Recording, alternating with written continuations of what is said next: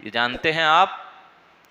بولتے ہیں نا ماں کے قدموں کے نیچے جنت ہے، اور والد باپ جنت کا درمیانہ ہی دروازہ ہے، درمیان میں جو دروازہ جنت کا لگا وہ باپ ہے۔ بتلائیے، آج لوگ ماں باپ کی قدر نہیں کرتے، ماں باپ کے ساتھ کھڑے ہو کر دوستوں ساتھیوں سے مذاق کرتے ہیں۔ محترم حاضرین،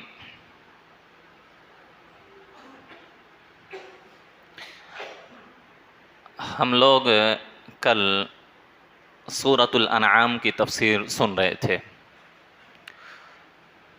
سورۃ الانعام کی مختصر تفسیر آپ کے سامنے رکھی گئی۔ اس کے بعد سورۃ الاعراف آتی ہے۔ سورۃ الاعراف یہ ایک مکی صورت ہے، یعنی یہ مکہ میں نازل ہوئی ہے، سوائے دو آیتوں کے بارے میں اختلاف ہے۔ بعض مفسرین کہتے ہیں وہ آیت مدینہ میں نازل ہوئی ہے، اور یہ بڑی صورتوں میں سے، یعنی 7 جو بڑی صورتیں ہیں ان میں سے ایک یہ صورت ہے۔ اور قرآن کی جو ترتیب ہے یہ 7ویں نمبر پر یہ صورت ہے، قرآن کی ترتیب میں یہ 7ویں نمبر پر صورت ہے۔ حالانکہ یہ سورہ صاد کے بعد نازل ہوئی ہے، اور سورہ جن سے پہلے جو 29ویں پارے میں آتی ہے اس سے پہلے نازل ہوئی ہے، جس کے اندر 206 آیتیں ہیں اور 3344 کلمات ہیں، اور اسی طریقے سے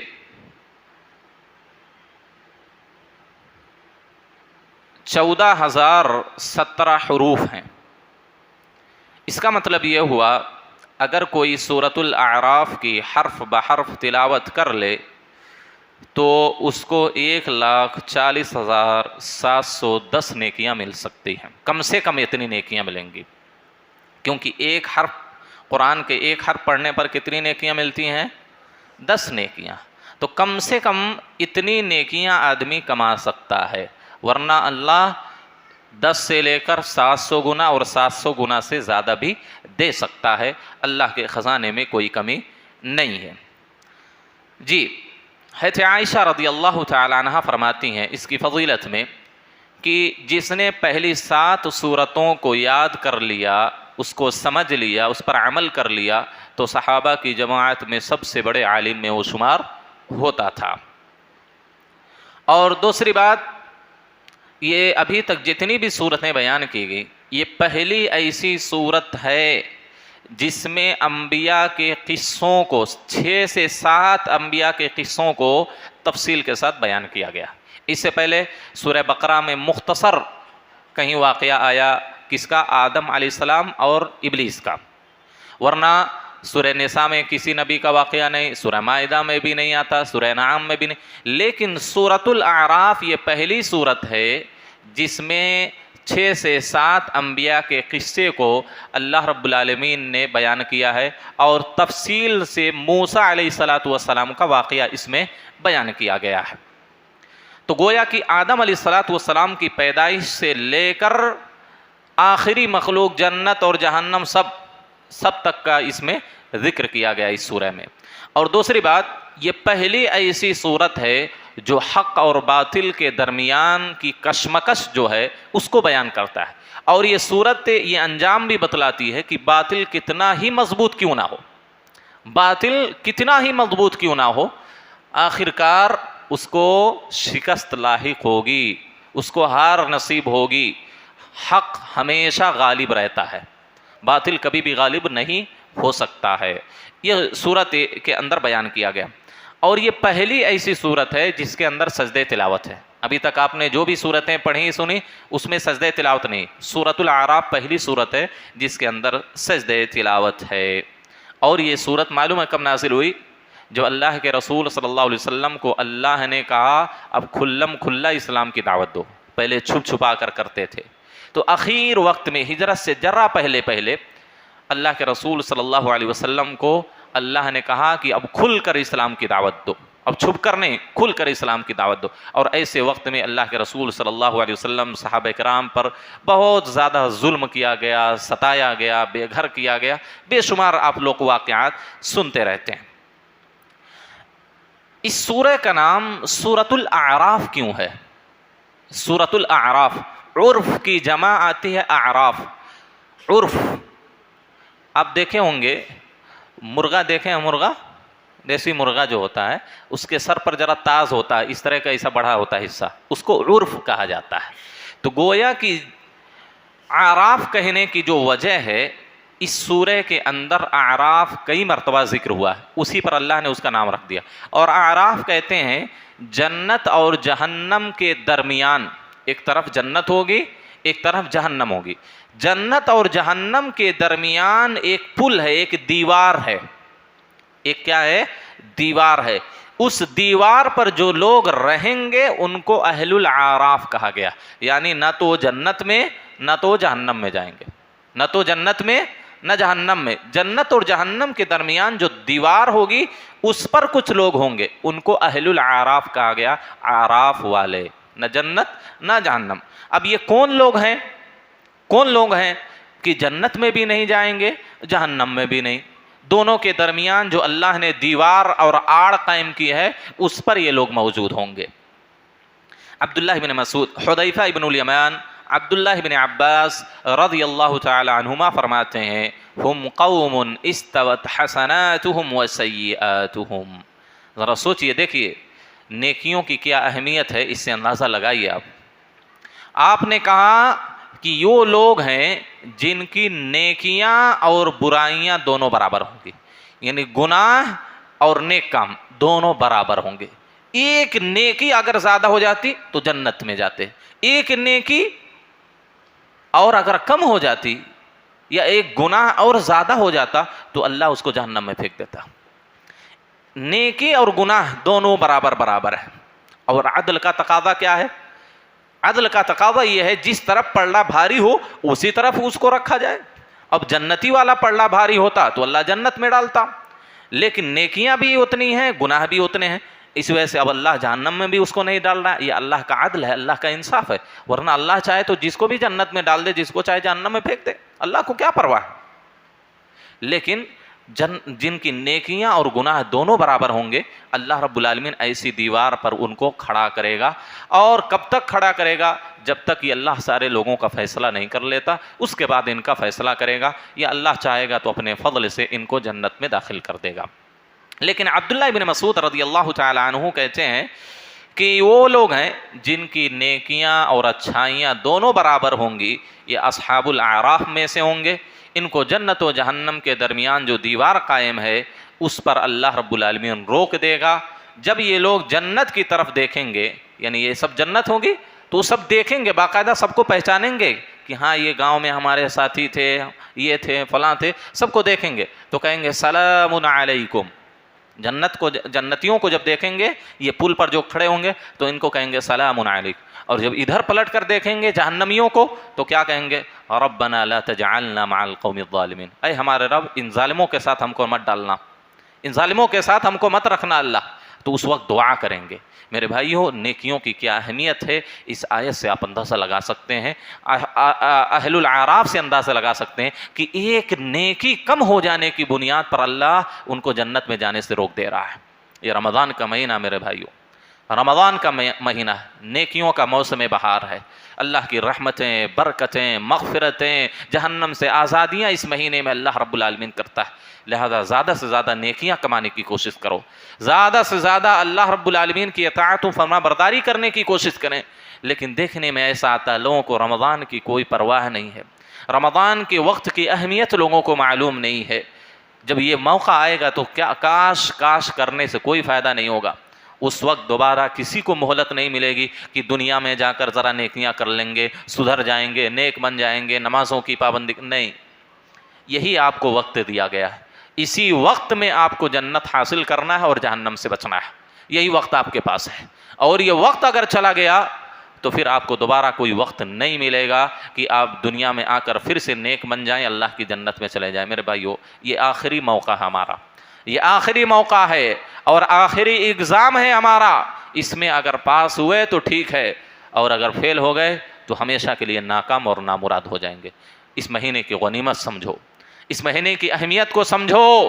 اس مہینے کی برکتوں اور رحمتوں کو اپنے دامن میں سمیٹنے کی کوشش کرو. کہیں ایسا نہ ہو کہ کل قیامت کے دن کف افسوس ملنا پڑے. کاش ہم نے قیام اللیل ایک دن اور کر لیا ہوتا.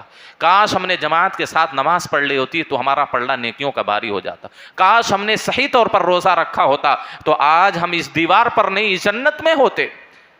کاش ہم نے قرآن کی تلاوتیں اور کی ہوتی تو ہم اس دیوار پر نہیں جنت و جہنم کے درمیان میں نہیں بلکہ جنت میں غوطہ لگا رہے ہوتے.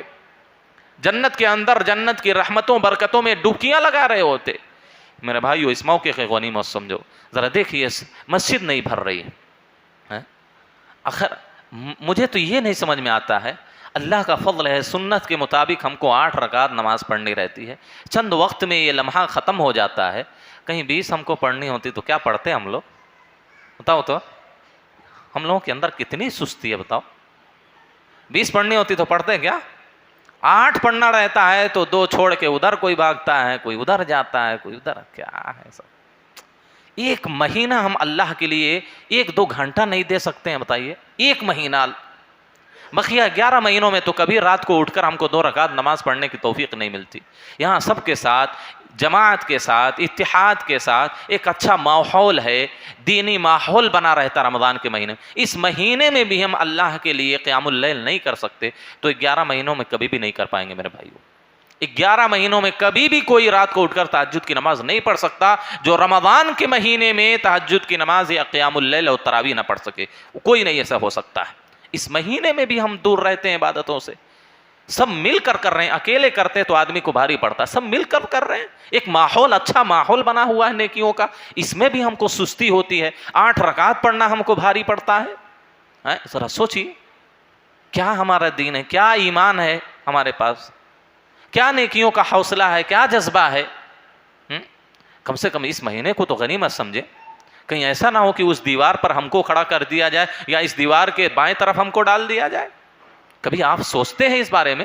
تنہائی میں بیٹھ کے سوچیں کیسے اللہ کی جنت ہم کو ملے گی, کیسے ہم اللہ کے جہنم سے بچیں گے. یہ سوچیں ذرا, اور اس مہینے کو غنیمت سمجھتے ہوئے اللہ کو راضی کر لیں, اپنے گناہوں کی مغفرت مانگ لیں.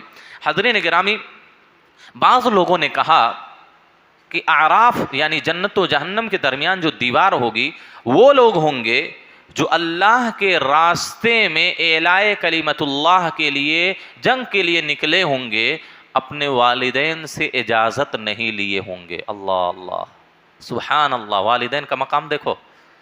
اللہ کے راستے میں نکلنا ہے, اللہ کے لیے لڑنا ہے, لیکن والدین کی اجازت کے بغیر وہ لوگ گئے ہوں گے. گویا کہ نفلی چیزوں میں والدین کی رضامندی بھی ضروری ہے. والدین کی خدمت کرنا واجب اور فرض ہے, اور نفلی جو چیزیں ہیں وہ مستحب ہیں. تو فرض جو ہے وہ ہمیشہ مقدم ہوگا نفل پر, سنت پر. اسی وجہ سے آپ سنتے ہوں گے جب فرض نماز کھڑی ہو جائے تو سنت نہیں پڑھ سکتے. کیوں؟ فرض کا الگ مقام ہے. فرض کے سامنے سنت کی کوئی اہمیت نہیں ہے. تو اسی طرح ماں باپ کی خدمت کرنا یہ فرض ہے, اور نفلی جہاد, نفلی جو جنگ ہے وہ تو مستحب ہے. تو بغیر والدین کی اجازت کے بغیر یہ لوگ اللہ کے راستے میں نکلے ہوں گے. اس بنیاد پر اللہ رب العالمین ان کو جنت میں جانے سے روک دے گا, کیونکہ انہوں نے والدین سے اپنی اجازت نہیں لی ہوگی. بعض لوگوں نے کہا کہ یہ وہ لوگ ہیں جن لوگوں سے ان کے ماں باپ ناراض ہوں گے. جن لوگوں سے ان کے ماں باپ ناراض ہوں گے, یا تو ماں ان بچے سے ناراض ہوگی یا تو والد اس بچے سے ناراض ہوگا. اللہ رب العالمین اس کی وجہ سے ان کو جنت میں جانے سے روک دے گا. اللہ کے رسول صلی اللہ علیہ وسلم نے کیا کہا؟ رضا الرب فی رضا الوالدین. رب کی خوشی والدین کی خوشی میں ہے.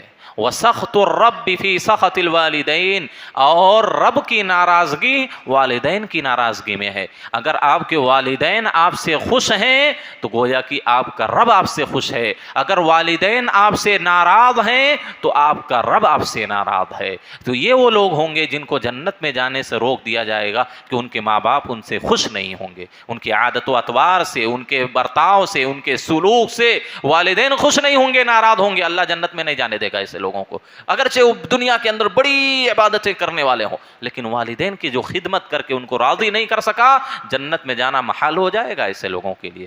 والدین کی قدر کرو، والدین کی عزت کرو، ان کا احترام کرو، ان کی خدمت بجا لاؤ، ان کا سہارا بنو، ان کی لاٹھی بنو، ایک ایک قدم پر ان کی دیکھ بھال کرنی چاہیے۔ میرے بھائیوں، یہ والدین، یہ جانتے ہیں آپ، بولتے ہیں نا ماں کے قدموں کے نیچے جنت ہے، اور والد باپ جنت کا درمیانی دروازہ ہے، درمیان میں جو دروازہ جنت کا لگا وہ باپ ہے۔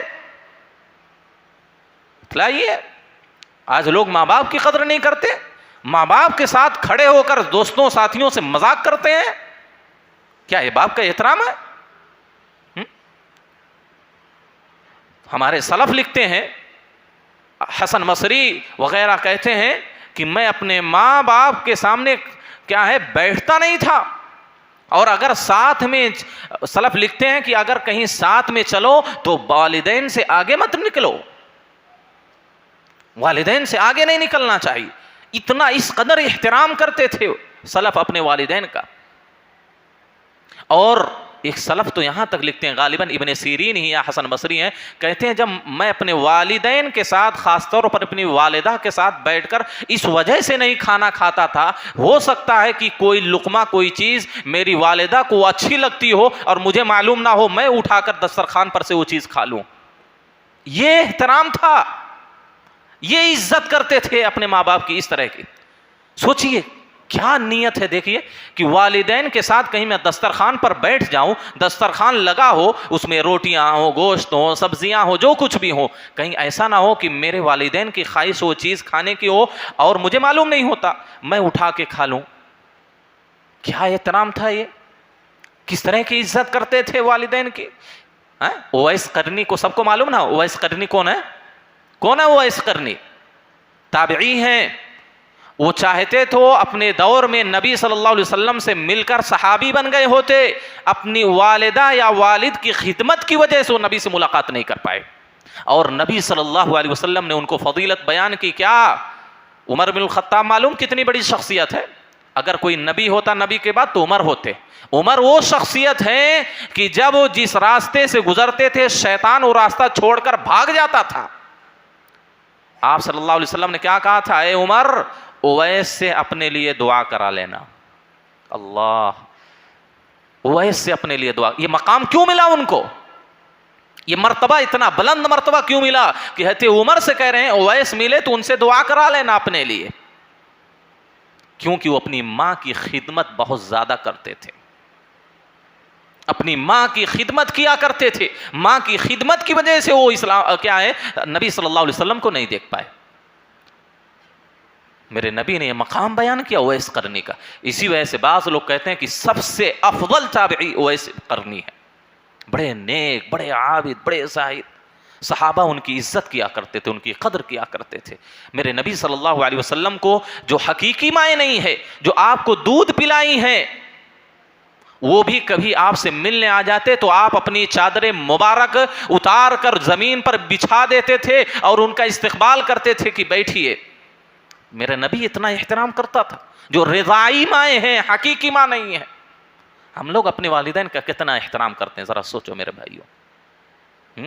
والدین کے ساتھ بے ادبی کے ساتھ بیٹھنا، بے ادبی کے ساتھ گفتگو کرنا، یہ اور بات ہے، ماحول اور جگہ کا الگ الگ ہوتا ہے، بولنے کا طریقہ الگ الگ ہوتا ہے، لیکن والدین کے ساتھ میرے بھائیوں مذاق کرنا، والدین کے سامنے کسی سے گالی گلوچ کرنا، یہ ساری چیزیں والدین کے ادب کے خلاف ہیں۔ والدین کی عزت کرو، والدین کی قدر کرو، یہی آپ کا سرمایہ ہے، اس سے آپ کی آخرت بنتی ہے، آخرت سنورتی ہے۔ اگر عزت آپ نے نہیں کی، والدین کی قدر نہیں کی، آپ کی آخرت برباد ہو جائے گی، آپ کا رب آپ سے ناراض ہو جائے گا، جنت سے آپ بہت دور چلے جائیں گے، جہنم کے قریب ہو جائیں گے۔ والدین یہ آپ کے جنت میں داخل ہونے کی کنجیاں ہیں۔ اگر یہ کنجی کھو گئی، اس کنجی کو آپ نے ضائع کر دیا تو جنت کا دروازہ کھلتا نہیں۔ والدین کی قدر کرو، والدین کو عزت کی نگاہ سے دیکھو، ان سے پیار کرو، ان سے محبت کرو۔ یہ ایسی چیز ہے جو دوبارہ نہیں ملتی، ایک بار کھو گئی کبھی یہ دولت آپ کو ماں باپ کی دولت نہیں مل سکتی ہے. ایک بار ماں باپ کا سایہ آپ کے سر سے اٹھ گیا تو کبھی ماں باپ دوبارہ نہیں مل سکتے آپ کو. دنیا کی دولت کھو گئی آ جاتی, بڑی سے بڑی نعمت آپ کی ضائع ہو گئی دوبارہ مل سکتی ہے, لیکن والدین کی جیسی نعمت اگر ختم ہو گئی تو دوبارہ وہ نعمت نہیں ملے گی. لہذا ابھی بھی قدر کر لو, والدین کی عزت کرو, ان کی خدمت کر کے اللہ کو بھی راضی کرو, اپنے والدین کو بھی راضی کرو. میرے بھائیوں, تو یہ سورۃ الاعراف ہے, یہ مکی سورہ ہے, اور آپ کو معلوم ہونا چاہیے مکی سورتوں میں کیا چیزیں بیان ہوتی ہیں. کوئی بھی مکی سورت آپ اٹھا لیں اس میں توحید کا ذکر ضروری ہے. کیوں؟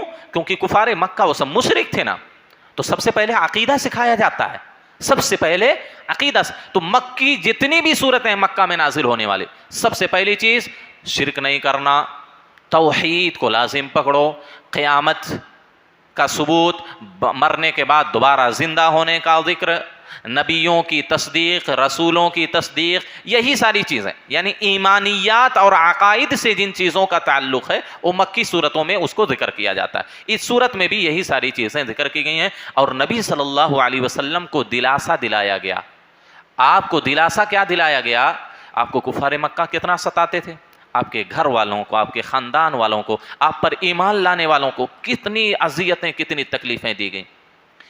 اللہ کے رسول صلی اللہ علیہ وسلم کو اللہ نے تسلی دی کہ دیکھیے آپ سے پہلے جو قوم صالح آئے تھے, قوم سمود تھے, قوم لوط تھے, آدم علیہ السلام کو دیکھ لیجئے, اور اس کے بعد موسیٰ اور فرعون کو دیکھ لیجئے. کون کامیاب ہوا؟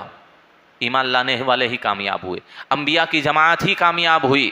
لہذا آپ گھبرائیں مت, آپ کا دل تنگ نہیں ہونا چاہیے, آپ غمگین نہ ہو, آپ ہی غالب آئیں گے, آپ کے ساتھی ہی خوشحال ہوں گے. یہ لوگ چند دنوں کے مہمان ہیں, ان کی دنیا ختم ہونے والی, ان کی دنیا, ان کی زندگی ان کے قدموں کے نیچے سے کھینچ لی جائے گی. آپ صلی اللہ علیہ وسلم کو یہ دلاسا اللہ نے دلایا, تسلی دلائی, آپ کے دل کو مضبوط کیا. اے نبی آپ غمگین نہ ہوں, آپ غمگین نہ ہوں, پریشان نہ ہوں. ان قوموں کے واقعات کو پڑھو, چند دنوں تک ان کی بدماشی, چند دنوں تک ان کا ظلم چلتا ہے بس, اور اللہ کی جب پکڑ آتی ہے تو یہ نسیہ منسیہ ہو جاتے ہیں, ان کے نشانات تک اللہ مٹا دیتا ہے. تو نبی صلی اللہ علیہ وسلم کو اس میں تسلی دلائی گئی ہے. میرے بھائیو وقت کافی ہو گیا, بقیہ باتیں انشاءاللہ کل کے درس میں کی جائیں گی. سوال سب یہ ہے, سب سے پہلا سوال,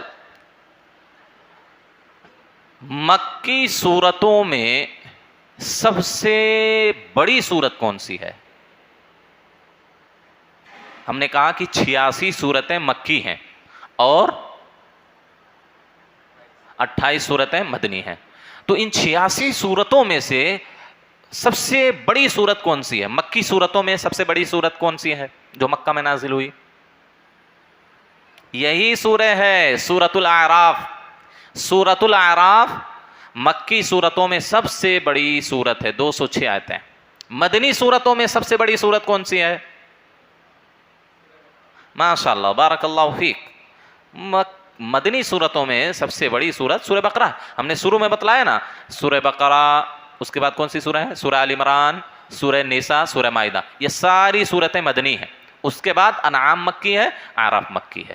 تو سب سے بڑی سورہ مدنی سورتوں میں سورہ بقرہ, اور مکی سورتوں میں سب سے بڑی سورہ کون سی؟ سورہ اعراف. ٹھیک ہے. تیسرا سوال, اس کے بعد بات ختم کرتے ہیں. کون سی وہ سورتیں ہیں جو اپنے پڑھنے والوں کے لیے اللہ سے جھگڑا کریں گے, اللہ سے حجت کریں گے؟